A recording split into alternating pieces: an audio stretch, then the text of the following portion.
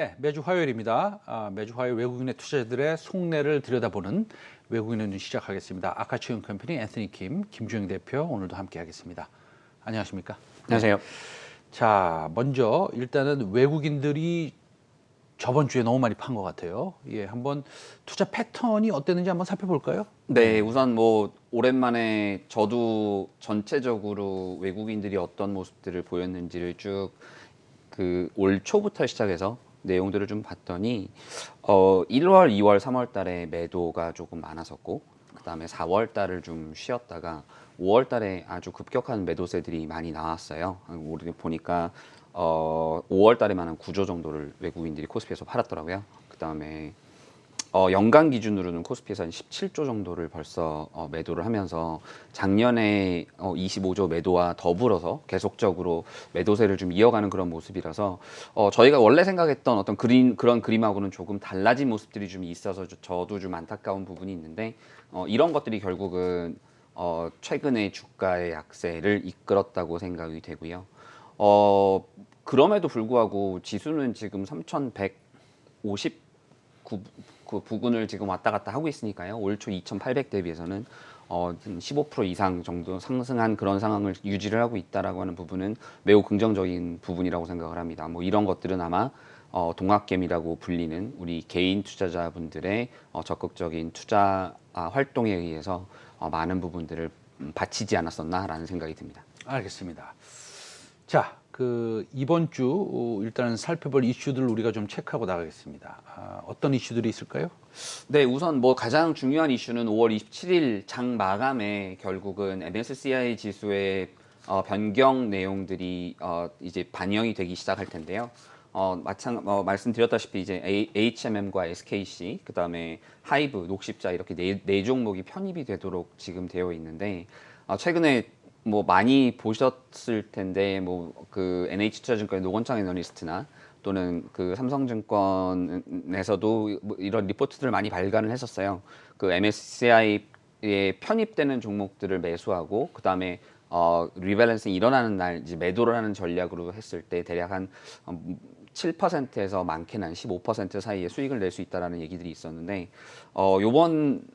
올해는 조금 특히나 이번 5월 같은 경우는 워낙 변동성이 컸었고 그다음에 주가가 많이 하락을 했었기 때문에 그런 부분에서 좀 재미를 많이 못 봤던 것 같아요. 보니까 HMM만이 한 8% 정도 수익을 내고 있고 SKC와 녹십자가 한 7, 8% 정도 손실을 보고 있고 하이브는 뭐 그냥 강보합 한 2% 정도 플러스가 나 있더라고요. 그런 부분에서는 오늘부터 이제 27일까지 남은 날짜가 한 3일 정도 되니까 조금씩 만약에라도 이런 이벤트를 노리고서 들어가셨던 분들이라면 차익을 좀 실현하시라라고 말씀을 드리고 싶습니다. 자, 그 두 가지 한번 더 여쭤볼게요. 이번에 간단히 요거는 여쭤보겠습니다. 그 문재인 대통령의 미국 순방, 네. 요 이슈하고요. 네. 그다음에 테이퍼링 얘기가 한 4, 5일 전에 나왔잖아요. 그렇죠. 그 두 가지 이슈에 대해서 어떻게 생각하는지 좀 듣고 싶습니다. 예. 네, 우선적으로는 테이퍼링 이슈부터 먼저 얘기를 네. 좀 진행을 할게요. 네. 뭐 어쨌든 5월 달에 그 FOMC 미팅 미니츠들이 이제 공개가 되는 시점부터 이런 내용들이 나오기 시작을 했고요. 그 미니츠 내에 이제 담겨 있는 내용 중에 테이퍼링 관련된 논의를 시작을 해야 되는 것이 아니냐라고 하는 그 내용들이 나왔었어요. 그 가장 중요한 이슈는 결국은 CPI가 4%대, 그 다음에 그 PPI가 지수가 6%대 상승을 하면서 분명한 인플레이션 프레셔에 대한 우려들 지금 하기 시작을 했던 부분이거든요. 이제 그러다 보니 6월 15, 16일 날 이제 FOMC 미팅이 다시 계획이 되어 있는데 이때 어떤 내용들이 나올 것인가에 대한 시장의 우려들이 지금 존재를 했었고 그것 때문에 이제 기술주들이 많은 조정을 받았었습니다. 우리나라 같은 경우도 지난주 내내 외국인들이 많이 매도했던 부분들은 결국 삼성전자와 SK 하이닉스 쪽이었으니까 거기서 한 2조 원과 7천억 원어치 매도를 했거든요. 그러니 이런 부분들이 계속적으로 주가를 짓누르는 어떤 하나의 이유가 됐었는데 이 부분이 이제 해소가 돼야지만 시장이 움직일 거라고 저는 생각을 하고 있습니다. 그러니까 그런 부분들 때문에 오늘의 바운싱, 그러니까 오늘의 외국인의 순매수는 매우 긍정적인 부분이지만 그런 부분들이 조금은 앞으로 6월 15, 16일까지는 계속적으로 한국 주식을 좀 누르는 힘이 될 수 있을 것이라고 생각을 하고요. 이번에 뭐 문재인 대통령의 미국 순방에서 바이든 대통령과 합의했던 내용들 중 뭐 가장 핵심적인 내용은 첫 번째로는 반도체와 2차 전지의 미국 투자를 통해서 우리나라가 결국은 미국에서의 어떤 경제 부활 또는 경제 성장의 한 축을 나름대로 담당하겠다라고 하는 모습을 보였다는 부분이고요. 그에 대한 화답으로 결국 나왔던 것이 이제 모더나의 결국 우리 삼성 바이오로직스의 CMO 계약을 체결하게 된 부분이거든요.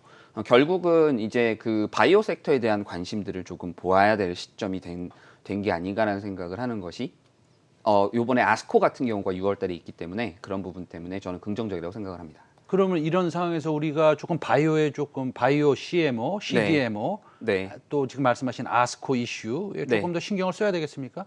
네, 지금부터 조금 봐야 되는 시점이라고 생각을 하고요. 특히나 아스코 같은 경우는 그 바이오 섹터 내에서는 그 헬스케어 섹터 내에서는 가장 중요한 이 임상 행사 중 하나예요.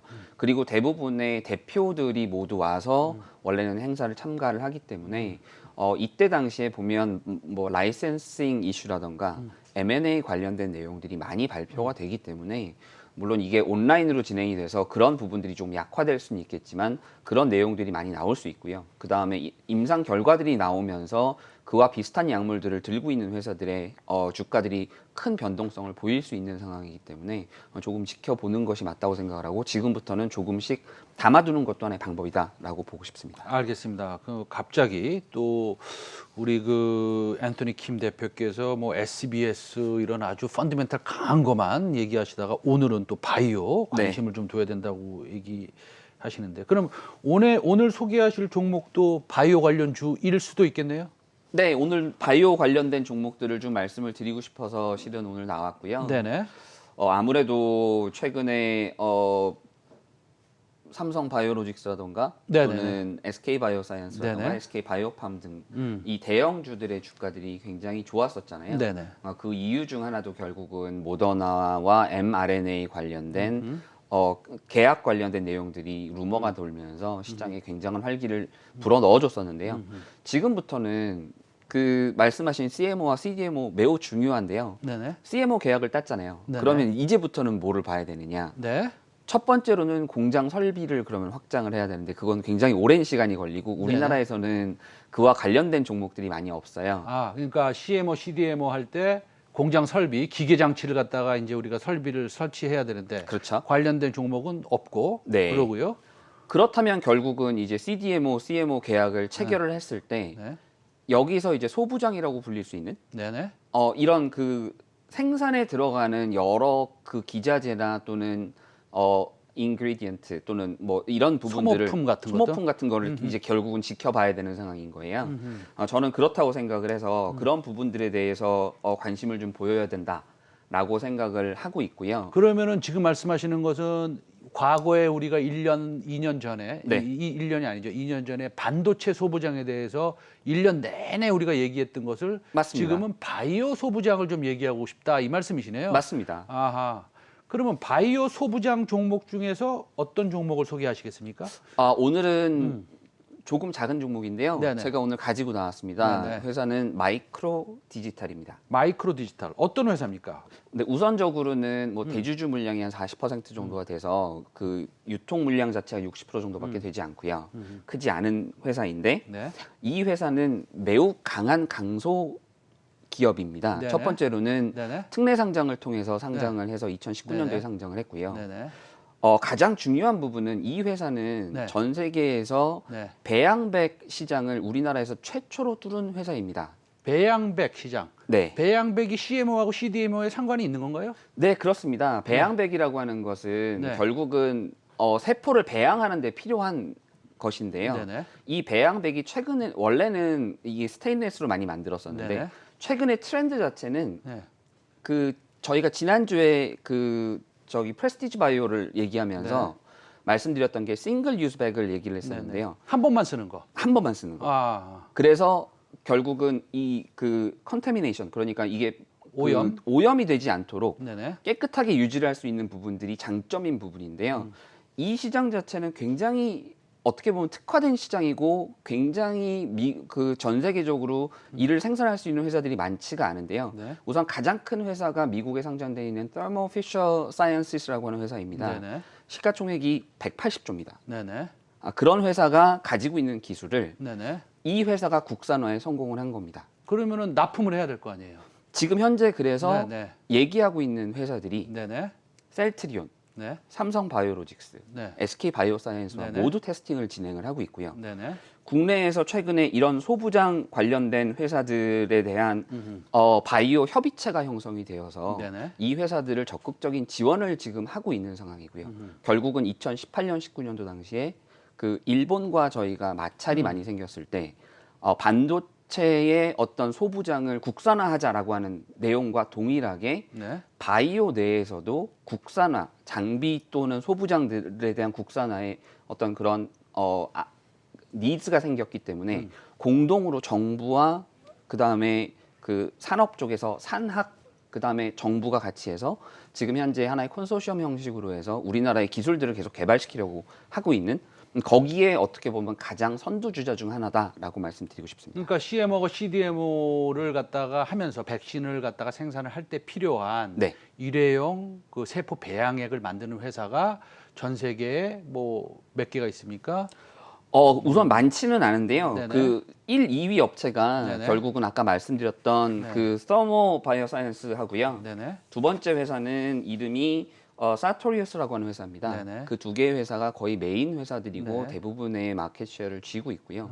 그 외에는 굉장히 작은 회사들이 대부분입니다.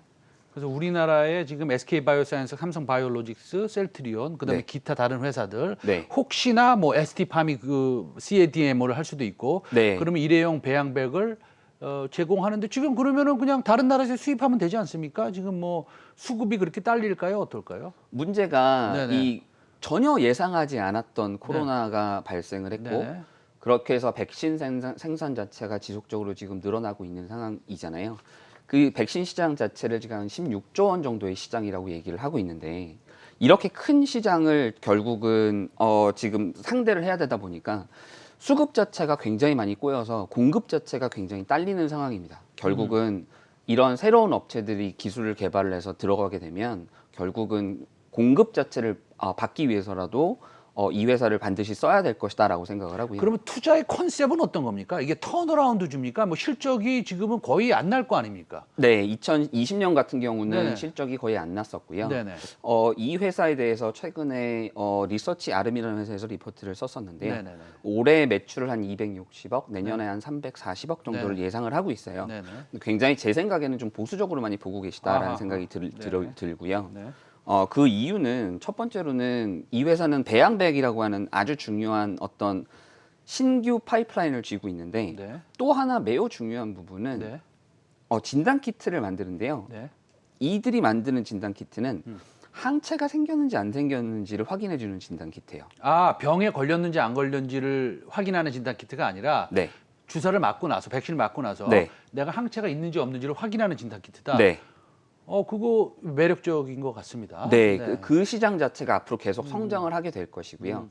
그 첫 번째 그 수출 국가로 지금 필리핀에 170억 원어치의 그 수출을 이미 확정을 지었고 공급이 진행이 됐고요.